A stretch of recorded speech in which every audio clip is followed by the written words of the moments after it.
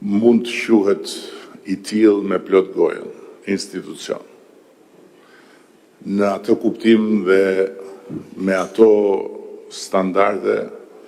që kemi parasysh kur flasim për institucionet që i duhen një vendi dhe që bëjnë që ky vend të përmbush kriteret e të qenit një vend në botën e zhvilluar dhe në tryezën e familjes europiane. Nuk është e lehtë të thuhet e njëjta gjë për plot institucionet tjera, të cilat janë me plot gojën në formim e sipër. Dhe do të ishte vërtet e dobishme që historia e zhvillimit dhe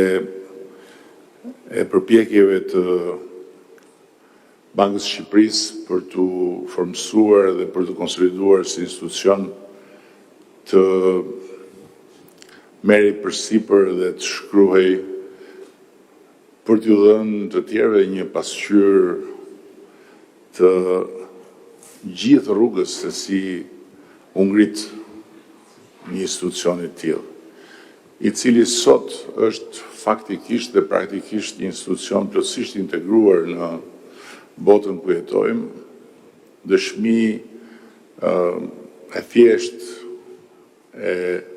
këtij fakti ishin dhe dy adresimet e bëra nga dy personalitete që përfaqësojnë drejt për drejt botën e zhvilluar në të cilën operon një institucion si Banka e Shqipërisë.